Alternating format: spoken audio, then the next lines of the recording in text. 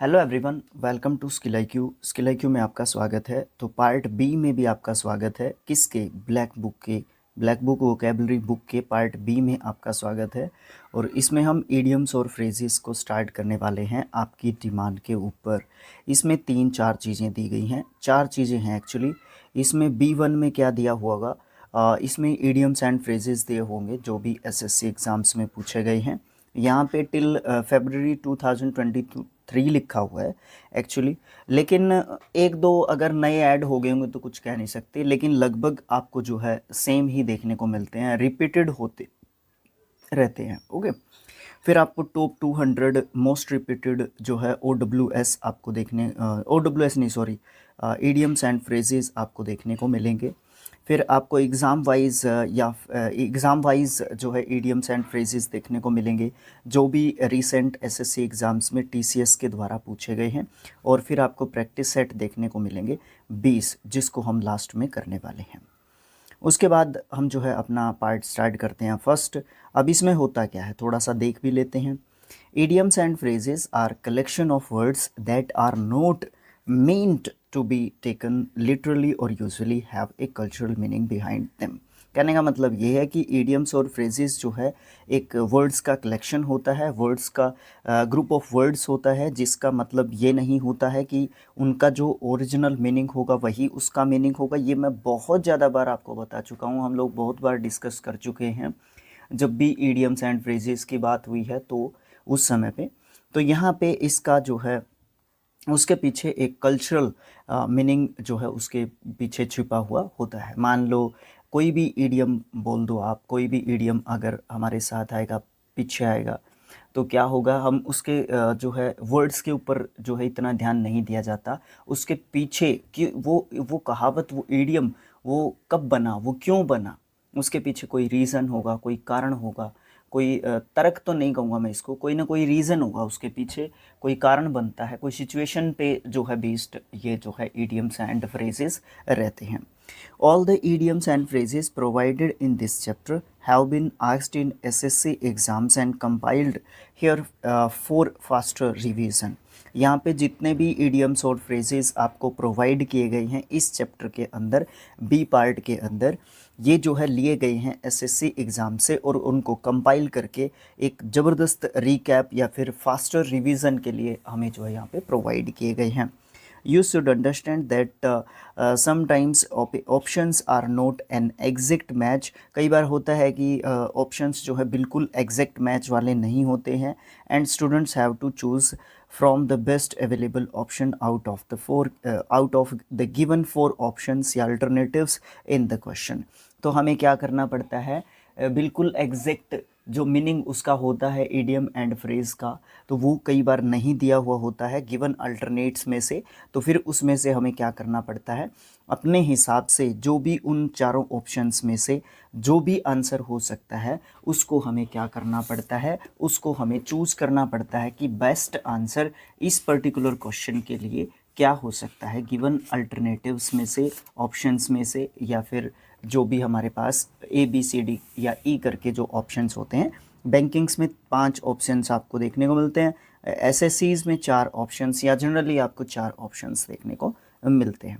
तो idioms and phrases काफ़ी मतलब एक ज़बरदस्त टॉपिक रहता है, प्रत्येक एग्ज़ाम में पूछा जाता है, नॉट ओनली SSC और बैंकिंग और अदर एग्ज़ाम्स, स्टेट एग्ज़ाम्स में भी, टीचिंग एग्ज़ाम्स में भी बहुत बार, मतलब बहुत जगह पूछा जाता है इसको। ओके, तो चलिए स्टार्ट करते हैं।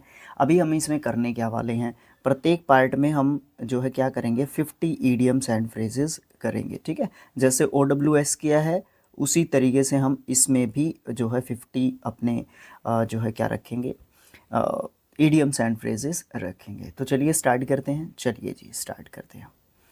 ओके ठीक है जी, देखिए ए बैड हेयर डे। अब यहाँ पे देखो जो वो बात चल रही थी ना कि क्या बोलते हैं उसको, एग्जैक्ट मीनिंग पे नहीं जाते। अब यहाँ पे बैड हेयर डे की बात करें, एक बुरा काला दिन, एक बुरा काला दिन कहेंगे इसका मतलब, या मनहूस दिन कह सकते हैं आप इसको, या ये कह सकते हैं कि आज का दिन ही ख़राब था, आज तो किस्मत ही ख़राब थी, आज तो पूरा दिन ही मेरे साथ बुरा हो रहा है। तो वो एक ए बैड हेयर डे होगा हमारे लिए। लेकिन यहाँ पे क्या लिख रखा है, आ बैड हेयर डे। अब यहाँ पे बैड मतलब बुरा, हेयर मतलब बाल, डे मतलब दिन, तो इसका कोई तुकबंदी कोई मतलब तो बनता नहीं है, लेकिन कभी ना कभी कोई ना कोई किसी न किसी के साथ ये कोई सिचुएशन बनी हुई है, तो उस पे बेस्ड जो है ये ईडियम उसी समय पे ये बन गया है। ठीक है, अब प्रत्येक ईडियम के पीछे कोई कहानी है, कोई बात है, कोई सिचुएशन है, वो तो यहाँ पे मैं डिस्कस नहीं कर सकता, बट एक रिकैप है, एक ज़बरदस्त रिकैप है, तो इसमें कोशिश करते हैं कि आपको ध्यान में रहे मीनिंग्स और बातें। तो इसका मतलब क्या होगा? इसका मतलब होगा a day on which everything seems to go wrong. मतलब एक ऐसा दिन, ए बैड हेयर डे एक ऐसा दिन होता है जिस दिन ये लगता है कि हर चीज़ आपके खिलाफ जा रही है, मतलब आपके लिए क्या है, वो एक मनहूस दिन है। नेक्स्ट है अ बैड पैच। अब यहाँ पे पैच का मतलब क्या होता है? पैच का मतलब होता है धब्बा, दाग।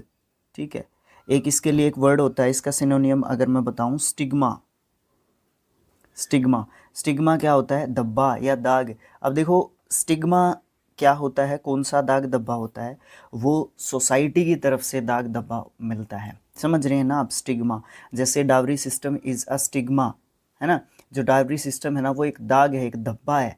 लेकिन अब इस पैच की बात करते हैं तो ये जैसे गाड़ी है कोई, उसके ऊपर स्क्रैच हो गया तो वो वाला धब्बा वो पैच होता है, और डावरी सिस्टम वाला स्टिग्मा होता है। वो धब्बा दूसरा होता है, ये धब्बा दूसरा होता है। तो इस तरीके से सेम मीनिंग्स होते हैं, बट जो चीज़ें होती हैं, बात एक होती है, लिखने में एक जैसा आता है। हिंदी की बात कर रहा हूँ यहाँ पे मैं, तो वो WOC वर्ड्स ऑफन कन्फ्यूज्ड की कैटेगरी में हम इस तरीके के वर्ड्स को रखते हैं। ठीक है, जिनका मीनिंग एक बनता है बट होती अलग अलग चीज़ें हैं, वही चीज़ यहाँ पे आती है। तो अ बैड पैच का मतलब क्या है? ए पीरियड ऑफ डिफ़िकल्टी, कठिनाई का दौर आप उसको बोल सकते हैं, कठिन समय आप उसको बोल सकते हैं। नेक्स्ट है अ बेड ऑफ रोजेज़। बेड मतलब होता है एक तरीके से आप उसको बोल सकते हो, क्यारी बोल सकते हो। ठीक है, बेड ऑफ रोजेज़ मतलब रोजेज़ की क्यारियाँ। यहाँ पे क्या मतलब है? An easy and happy situation, मतलब एक कंफर्टेबल सिचुएशन भी बोल सकते हो, अ कंफर्टेबल सिचुएशन भी आप बोल सकते हो, सिचुएशन आपके अंडर कंट्रोल है, ये चीज़ भी आप इसके लिए बोल सकते हो। ए बी हाइव, मधुमक्खियों का छत्ता। तो अब देखो मधुमक्खियाँ क्या होती हैं? बहुत ज़्यादा होती हैं संख्या में, एक छत्ते के ऊपर गिन ही नहीं सकते हम लोग उसको, है ना? अनकाउंटेबल होती हैं वो। तो क्या होता है, वहाँ पे बहुत ज़्यादा बिजी हो जाता है वो जगह, है ना? तो अ बिजी प्लेस आप उसको कहोगे, अ बी हाइव। अ बी हाइव एक बहुत ज़्यादा बिजी प्लेस या जगह आप उसको बोलोगे। ओके, व्यस्त जगह। A big draw, big draw huge attraction, मतलब बहुत बड़ा आकर्षण। अब बिग ड्रॉ का मतलब क्या होता है? अब देखो ड्रॉ निकलते हैं, लकी ड्रॉ निकलते हैं, इस तरीके की चीज़ें होती हैं, है ना? वो क्या होती है, एक एक होती तो है, क्या होती है, उसको बोलते हैं, वो पर्चियाँ लेते हैं और फिर लकी ड्रॉ, नहीं लकी ड्रॉ तो नहीं बोलते उसको, बोलते तो है, क्या है मुझे ध्यान में नहीं आ रहा उसको क्या बोलते हैं, अभी अभी दिमाग में से निकल गया वर्ड। बोलते तो हैं उसको, क्या बोलते हैं हम, चलो कोई नहीं, आज ध्यान में, क्या पता आगे चलने के बाद आ जाए, इस तरीके से आ जाती हैं चीज़ें ध्यान में। तो वो जो होती हैं किस्मत का, जिसमें रोल ज़्यादा होता है ना, वो मुझे ध्यान में नहीं आ रहा क्या कहते हैं उसको यार, मुझे याद ही नहीं आ रहा। तो वो जो है बिग ड्रॉ एक तरीके से होता है, क्योंकि वहाँ पे उसमें जो है कौन लोग, बहुत सारे लोग उसके अंदर क्या करते हैं, एक समय पे बहुत सारे लोग वो टिकट खरीदते हैं और फिर उसका वेट करते हैं कि मुझे ये नंबर मिलेगा। ठीक है, सट्टे वगैरह में भी ऐसा ही चीज़ होता है, बट सट्टे में एक नंबर लगाना होता है, उसमें वो पर्ची खरीदते हैं और उसके एक तरीके से लीगलाइज भी माना जाता है, कानूनी तरीके से भी वैध उसको माना जाता है। तो वो बिग ड्रॉ होगा, सारा अट्रैक्शन वहाँ पे टिका हुआ होता है, सब का सब आकर्षण वहाँ पे एक तरीके से लगा हुआ होता है, जुड़ा हुआ होता है। A bird in hand is worth two in the bush. अब यहाँ पे क्या, इसका मतलब क्या बनता है? इसका मतलब है having something for us for certain is better than the possibility of getting something better. यहाँ पे समझ में नहीं आया होगा, दोबारा से अपने एडियम को पढ़ते हैं।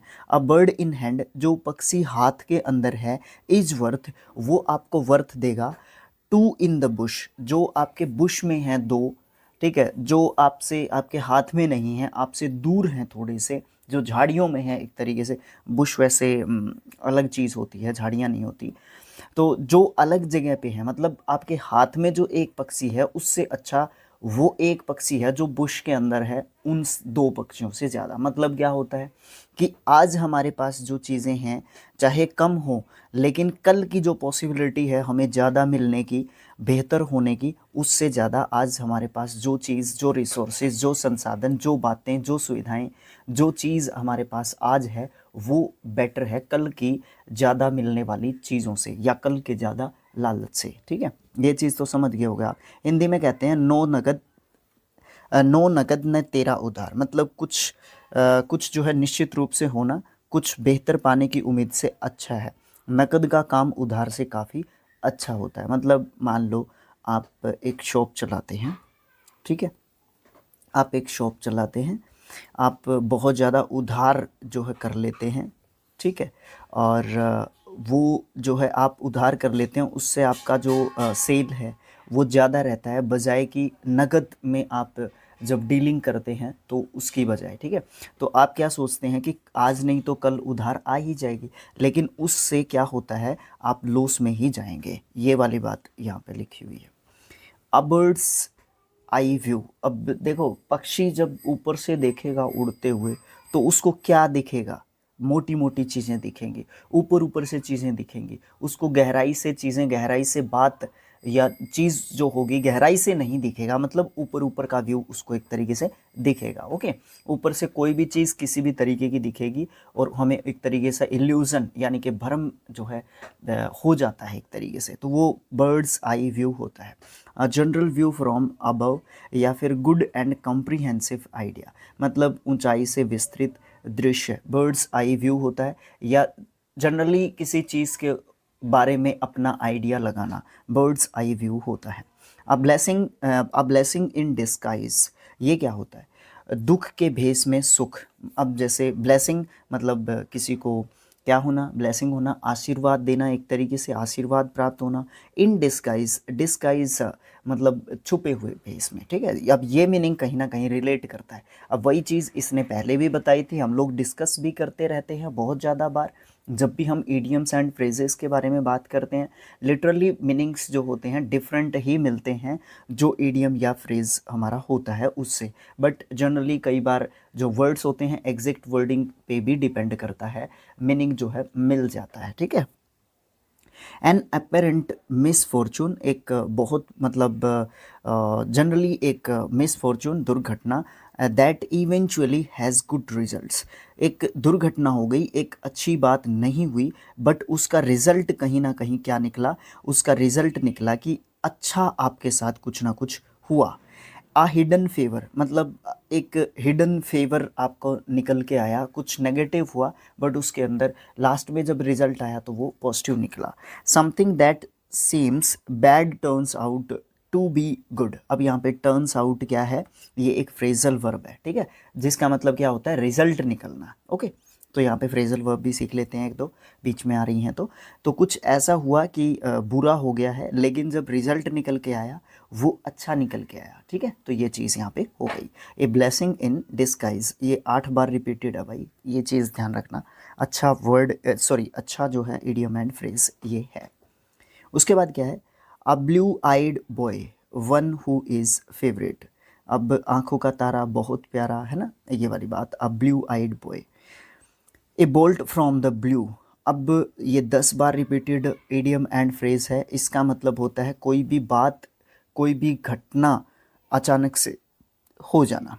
ठीक है, और ब्लू जब वर्ड आएगा वहाँ पे आपका इडियम एंड फ्रेजेस में जब भी ब्लू वर्ड आएगा, नॉट 100%, इट्स 99.99% जो है आपको नेगेटिव मीनिंग देखने को मिलेगा। जब भी इडियम्स एंड फ्रेजेस के अंदर आपका ब्लू वर्ड आएगा तो आपको 99.99% आपको देखने को मिलेगा नेगेटिव मीनिंग। ठीक है, तो अ bolt from the blue, something unexpected and unpleasant, कुछ जिसको आपने सोचा ही नहीं कि ऐसा भी हो सकता है वो हो जाए, जो कि अनप्लेजेंट है, जो कि बिल्कुल भी खुशी देने वाली चीज़ या बात नहीं है। एक कंप्लीट सरप्राइज़ ये भी बोल सकते हैं। आ सडन कैलेमिटी, एक अचानक से जो है दुर्घटना या बुरी घटना एक तरीके से हो जाती है। एन अनएक्सपेक्टेड डिज़ास्टर, जिस दुर्घटना के बारे में हमने एक्सपेक्ट भी नहीं किया था, सोचा भी नहीं था, है ना, वो अचानक से हो जाना, ए बोल्ट फ्रॉम द ब्लू होता है। ए बॉर्न ऑफ कॉन्टेंशन, कॉन्टेंशन क्या होता है, झगड़ा, विवाद, डिस्प्यूट, क्वारल, ये सब जो है इसके सिनोनिम्स बोल सकते हैं। A born of contention, cause of dispute या फिर कॉज फॉर क्वारल, मतलब झगड़े की जड़।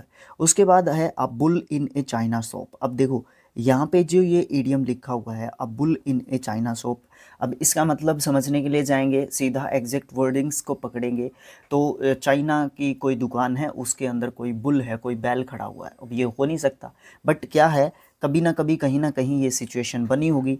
तो ये सिचुएशन बनी है, तो ये किस रूप में बनी है, क्यों इस सिचुएशन को कहा गया है, इसमें कहा गया है कि an extremely awkward clumsy person, एक बहुत ही अजीब सा व्यक्ति या भद्दा सा गंदा सा व्यक्ति, ऑकवर्ड भद्दा गंदा या क्लमजी भी यही होता है, अजीब सा व्यक्ति होता है, उसको बोलते हैं a bull in a china shop.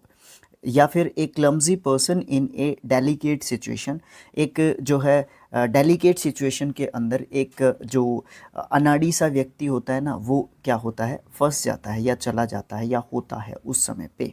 वैसे इसका शीश महल में बंदर बोल देते हैं या अनाड़ी व्यक्ति बोल देते हैं। इसका internal meaning a bull in a china shop.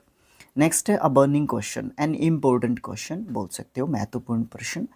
Uh cake walk, cake क्या होता है, बहुत ही मतलब सॉफ्ट होता है ना, केक वॉक है ना, एक केक वॉक, ए समथिंग वेरी इजी, बहुत आसान चीज़, काम, एन इजी अचीवमेंट, बहुत ही आसान जो है अचीवमेंट थी, उपलब्धि थी, एक्सट्रीमली इजी, बहुत ही आसान सरल जो है चीज़ थी, काम था। ए कैन ऑफ वॉर्म्स, वॉर्म्स है sorry, A can of worms. अब वॉर्म्स का मतलब क्या होता है, वो जो वॉर्म होते हैं कीड़े, एक तरीके से, कीड़े तो नहीं कहते इनको, केंचुए कहते हैं क्या वॉर्म्स को, देख लेना, मुझे करेक्ट कर देना।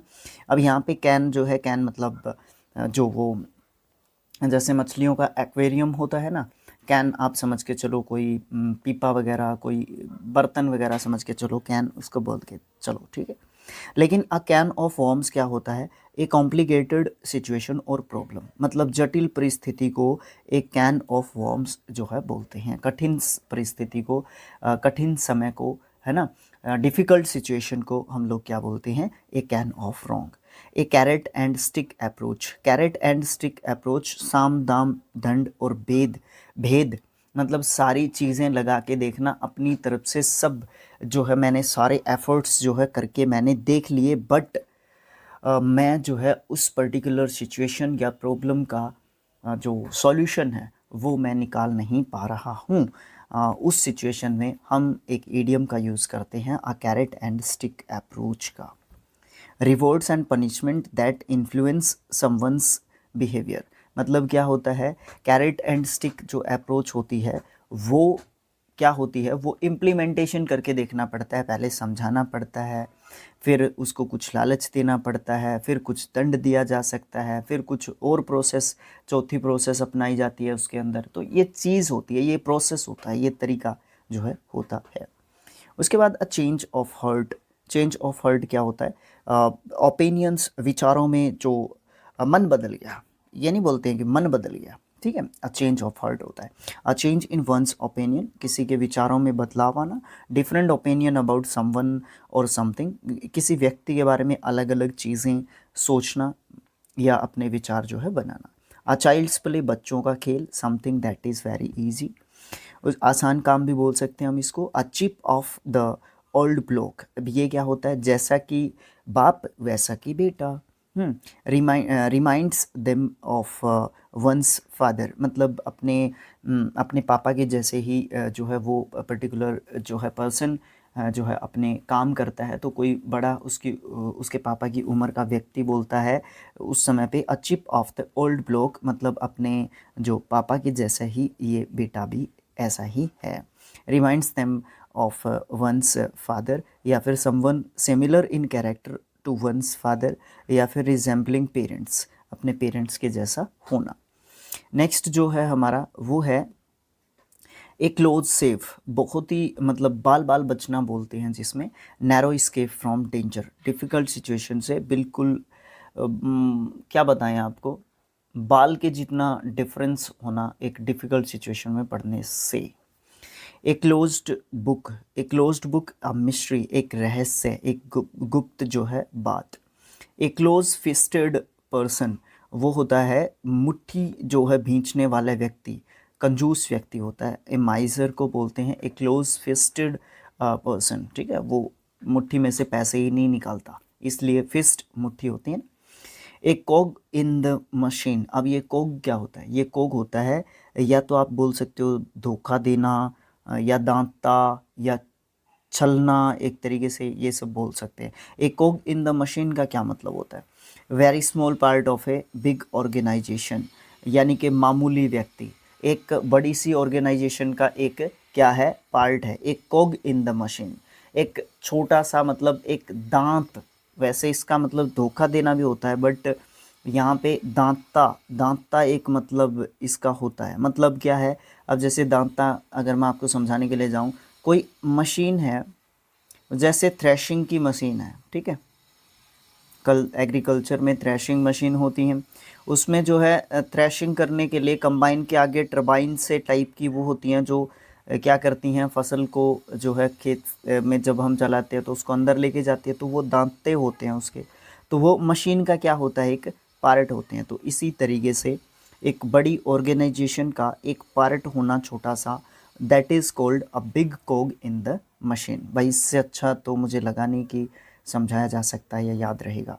ए कॉल्ड फिश मतलब क्या होता है? Someone who seems unfriendly and who does not share his feelings, मतलब जो ऐसा लगता है कि जो बिल्कुल भी फ्रेंडली नहीं है, उसका व्यवहार मिलनसार नहीं है, वो बिल्कुल भी जो अपनी फीलिंग्स को, अपनी बातों को, अपनी भावनाओं को जो है शेयर नहीं करता, साझा नहीं करता, ऐसे व्यक्ति को एक कॉल्ड फिश बोलते हैं। एक ठंडी मछली, अगर एग्जैक्ट मीनिंग पे जाओगे तो ठंडी मछली बोलेंगे, बट एक्चुअल में ठंडी ठंडी मछली नहीं होता है। वो एक ऐसा व्यक्ति जो अपनी फीलिंग्स को दूसरों के साथ शेयर करने में सहमत नहीं होता है। A cuckoo in the nest, a an unwelcome intruder. Intruder क्या होता है? घुसपैठिया या आक्रमण करने वाला, ठीक है, ठीक है ना, आक्रमण करने वाला घुसपैठिया बोलते हैं। एन अनवेलकम इंट्रूडर मतलब अवांछनीय घुसपैठिया। भाई इससे समझ नहीं पाओगे जी। देखो, जब भी क्या होता है, ये कुकू एक पक्षी होता है जो कि क्या करता है, छोटे पक्षियों के अंडों को उठा लेता है, ठीक है, चोरी छुपे से। तो वो चीज़ होती है, क्योंकि ये अचानक से एक अटैक करता है, तो वही चीज़ इंट्रूडर की होती है, ठीक है, क्योंकि वो बिना बताए जो है किसी को क्या करता है? अटैक करता है। तो इस प्रकार के व्यक्ति का कोई वेलकम थोड़ी ना होता है। जी हाँ। ए कट अबव समथिंग, तो सुपीरियर टू आप इसको बोलते हैं, बेहतर, अच्छा, सुपीरियर, ठीक है, यही बोलेंगे, कुछ खास नहीं है इसका मतलब। ये कुछ इतना ज़्यादा इम्पोर्टेंट की कैटेगरी में भी हम इसको नहीं रख सकते। अ डैम स्क्वीब जो है ये क्या होता है? ए डिफ़िकल्ट डिसअपॉइंटिंग रिजल्ट, यानी कि डैम स्क्वीब होता है जिसकी दुकान, बहुत नाम सुना है जिसका, ऊंची दुकान फीका पकवान, ठीक है, ये रिजल्ट जो है बहुत ज़्यादा डिसअपॉइंटेड जो है एक तरीके से रहते हैं। आ सिचुएशन और event which is much less impressive then expected, एक ऐसा इवेंट जिसको आप ये एक्सपेक्ट कर रहे थे कि पता नहीं क्या होगा वहाँ पे जाने के बाद, बट जब एक्चुअली में आप वहाँ पे पहुँचते हो, सिचुएशन को देखते हो, तो आपको ये लगता है कि ये तो ए डैम स्क्वीब वाली बात हो गई। यहाँ पे बात क्या दिखाई जा रही थी, बट एक्चुअल में यहाँ पे ऐसा कुछ भी नहीं है। It is a damsel in distress, damsel होती है अविवाहित लड़की या युवती को आप बोल सकते हो, स्त्री बोल सकते हो। ए हेल्पलेस वीमेन मतलब अबला नारी आप इसको बोलोगे। ए डार्क हॉर्स, हॉर्स ही है क्या? ठीक है, ठीक है जी, ठीक है जी, डार्क हॉर्स ही है। एन अनएक्सपेक्टेड विनर मतलब आपने सोचा ही नहीं था कि ये विनर हो सकता है इस पर्टिकुलर प्रतियोगिता का, कंपटीशन का, बट वो हो गया। तो वो क्या है? ए डार्क हॉर्स है। समवन हु अनएक्सपेक्टेडली सक्सीड्स, कई ऐसा व्यक्ति जो अचानक से सफलता को प्राप्त कर लेता है, जो आपने सोचा भी नहीं था। एन अननोन एंट्री, एक अननोन एंट्री, अप्रत्याशित जो है विजेता, ये इस अच्छा मीनिंग लिखा हुआ है, इसको समझ लें। एक कॉम्पिटिटर ऑफ अननोन कैपेबिलिटीज़, एक ऐसा कॉम्पिटिटर जिसके अंदर ये सोच ही नहीं रहे थे कि इस तरीके की एबिलिटीज़ या कैपेबिलिटीज़ उसके अंदर हो भी सकती हैं, तो वो एबिलिटीज़ उसके अंदर आपको आपने देखी तो आप एक तरीके से भौचक्के रह जाते हैं, हैरान रह जाते हैं, सरप्राइज्ड जो है हो जाते हैं एक तरीके से। That is called a dark horse. A dead loss, completely useless, बेकार जो है व्यक्ति। A diamond in the rough, someone और समथिंग विद पोटेंशियल और टैलेंट बट लैकिंग ट्रेनिंग और पॉलिश। मतलब क्या है कि कोरा हीरा, बट उसके अंदर क्या है, किसी के पास टैलेंट है बट उसको उसके टैलेंट का यूज़ करना नहीं आता। That is called a diamond in the rough. मतलब हीरा है बट यूज़लेस है, उसको तराशा नहीं गया है, वो अपने आप को, उसको अपने आप का टैलेंट जो है, खुद का टैलेंट उसको पता नहीं है, उसको खुद की शक्तियों का पता नहीं है, तो that person is called a diamond in the rough. A dime a dozen, a dime a dozen. Dime क्या होता है, यूएसए की जो करेंसी है डॉलर, तो डाइम उसमें जो है एक कॉइन को बोलते हैं उसमें डाइम, ठीक है। एक कॉइन को डाइम जो है हम बोलते हैं, उसमें 10 सेंट्स होते हैं, ठीक है। तो यहाँ पे very common and of no particular value, मतलब कौड़ियों के भाव। तो यहाँ पे डजन में डाइम का क्या वैल्यू है, कुछ भी वैल्यू नहीं है, जीरो के बराबर वैल्यू। कौड़ियों के भाव बहुत सस्ते, कोई भी चीज़ पिट रही है ना, उसका वैल्यू ही नहीं है, इतना वैल्यूएशन नहीं है उसका। अ डॉग्स ब्रेकफास्ट, टोटल मैस, अव्यवस्था, एक तरीके से आप डॉग्स ब्रेकफास्ट बोलोगे। ए डॉग्स लाइफ, ए माइजरेबल एग्जिटेंस, मतलब दयनीय जो है स्थिति, सिचुएशन, अस्तित्व, उसका कोई मतलब इतना ज़्यादा वैल्यू नहीं है। A drop in the bucket, मतलब ऊँट के मुंह में जीरा, बहुत कम चीज़ है। अब समुद्र में से पानी निकालना वो क्या होता है, समुद्र में एक बूंद डालना वो क्या होता है, वो ए ड्रॉप इन ए बकेट होता है। पानी की बाल्टी के अंदर आप एक बूंद पानी की डाल रहे हो, पता ही नहीं चलेगा। बहुत स्मॉल क्वांटिटी में कोई चीज़ उपलब्ध होना या ना होना, ना होने के बराबर ही वो है।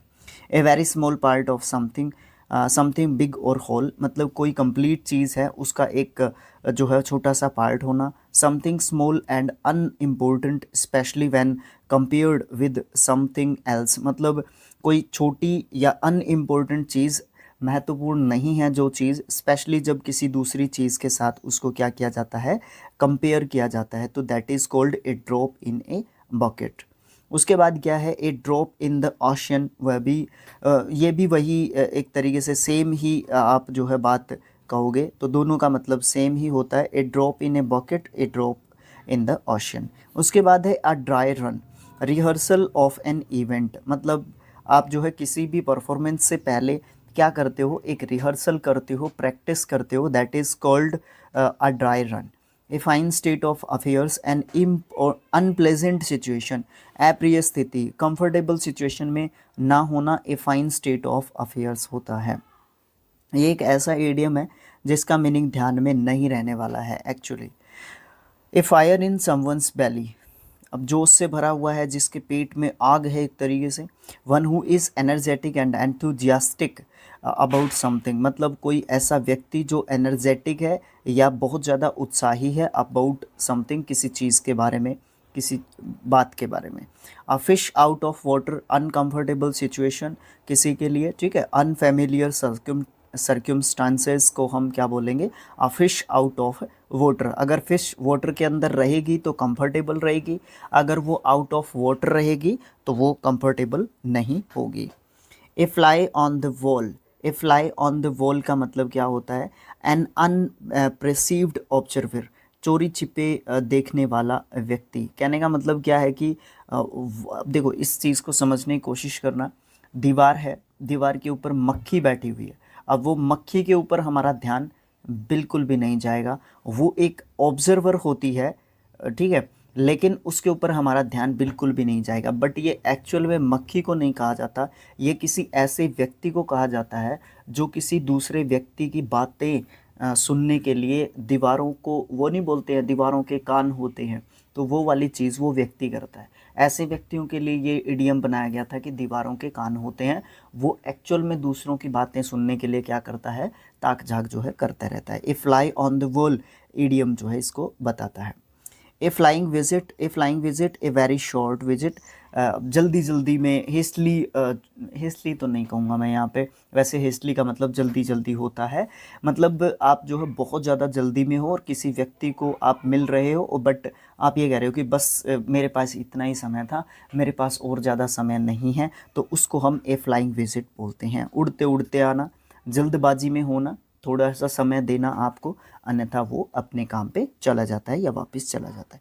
ए फूल्स पैराडाइस, ये क्या होता है? हवाई महल, संभावित परेशानी नहीं जानने पर जो है खुशी की स्थिति होती है।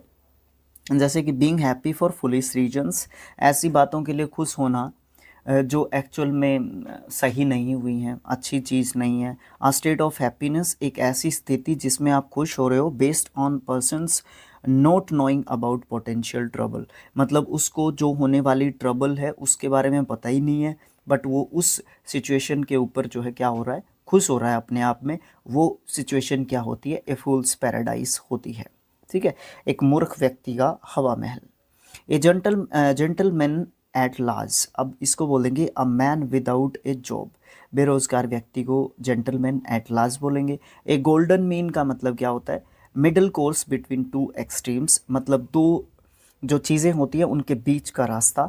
नाइदर टू मच और नॉर टू लिटल, ना ज़्यादा बड़ा ना ज़्यादा छोटा, मतलब बीच का जो है रास्ता एक तरीके से आप बोल सकते हो, उसको बोलते हैं एक गोल्डन मीन, एक ज़बरदस्त रास्ता, मध्यस्थ रास्ता। एक गुड समैरिटन, समैरिटन क्या होता है? एक परोपकारी व्यक्ति को बोलते हैं जो क्या करता है? मुसीबत में फंसे हुए लोगों की मदद करता है, एक समैरिटन बोलते हैं उस पर्सन को। ठीक है। ये वन वर्ड सब्स्टिट्यूशन में भी पूछा जाता है काफ़ी। ए हेल्पफुल पर्सन इसको बोलते हैं, a good Samaritan. A green horn inexperienced man, एक अनुभवहीन व्यक्ति को हम ए ग्रीन हॉर्न बोलते हैं। ए ग्रे एरिया, इसको अनक्लियर सिचुएशन बोलते हैं, जो स्थिति जो है वो बिल्कुल भी क्लियर स्पष्ट नहीं है। A here in the butter का मतलब क्या होता है? अ चैलेंजिंग सिचुएशन होती है, चुनौतीपूर्ण स्थिति होती है। बटर के अंदर एक बाल का पड़ा हुआ होना, तो वो ढूंढना बहुत ही डिफ़िकल्ट टास्क होगा, तो वो चैलेंजिंग सिचुएशन हमारे लिए होती है। अ हेयर्स ब्रेथ, ये telling about the smallest possible amount और डिग्री ऑफ समथिंग, मतलब बहुत ही बारीकी के साथ किसी चीज़ को एक्सप्लेन करना, किसी चीज़ का विवरण जो है देना। अब हेयर की ब्रेथ बताना, अब हेयर है उसकी ब्रेथ आप कैसे बताओगे? उसकी लेंथ तो फिर भी चलो मान लेते हैं कि हम लोग कैलकुलेट कर पाएंगे, बट ब्रेथ को कैलकुलेट करना is not easy task. But आप वहाँ पे हेयर की ब्रेथ को बता रहे हो, तो आप एक जो है किसी भी पर्टिकुलर किसी सिचुएशन के बारे में बहुत ही ज़्यादा बारीकी से उसके ऊपर जो है आप स्टडी कर चुके हो और उसको एक्सप्लेन जो है कर रहे हो। ओके, आज के लिए इतना ही काफ़ी है। और इसमें हमने क्या किया है, इडियम्स एंड जो फ्रेजेस हैं हमारे, उसके लिए ये फर्स्ट पार्ट था। ठीक है। और इसको हम अपने फर्स्ट चैनल जो कि स्किल आईक्यू है उस पे ही अपलोड कर रहे हैं, बट आप लोग जो है दूसरा चैनल है हमारा शिक्षा और अध्ययन, ठीक है, ठीक है ना। अध्ययन की स्पेलिंग शायद मैंने गलत लिख दी है यहाँ पे, तो शिक्षा और अध्ययन आप स्टार्ट करोगे, यूट्यूब पे सर्च करोगे और पीछे लिख देना ब्लैक बुक, तो आपको उसके वीडियोस भी वहाँ पे देखने को मिल जाएंगे ब्लैक बुक के। ठीक है, क्योंकि ये कभी भी कॉपीराइट दे सकते हैं ब्लैक बुक वाले, इस चीज़ से हमें डरना है क्योंकि पहले 2 चैनल्स डिलीट हो चुके हैं। थंबनेल हम लोग सिर्फ थंबनेल पे लिखेंगे ब्लैक बुक, ठीक है, से संबंधित चीज़ इसमें है, बट थंबनेल पे हम अपनी बुक को नहीं लगाने वाले हैं। ठीक है। ओके, तो thanks for watching, thank you so much. Efforts को आप आउट ऑफ 10 कितने मार्क्स देते हैं? आप जो है कितना वीडियोस को शेयर करते हैं? आपकी डिमांड के ऊपर ये वीडियोस हमने स्टार्ट किए हैं और इतना रिस्क लिया है कि चैनल तक डिलीट हो सकता है इस चीज़ के ऊपर। तो आप लोग इस चीज़ को कितना अहमियत देते हो, एफ़र्ट को कितना अहमियत देते हो, आपकी चॉइस है, आपके ऊपर डिपेंड ये जो है करता है। तो thanks for watching, thank you so much. मिलेंगे पार्ट 2 में, जो कि 51 से लेके 100 तक अपने इडियम्स एंड फ्रेजेस के ऊपर होगा। तो thanks for watching again, have a nice day.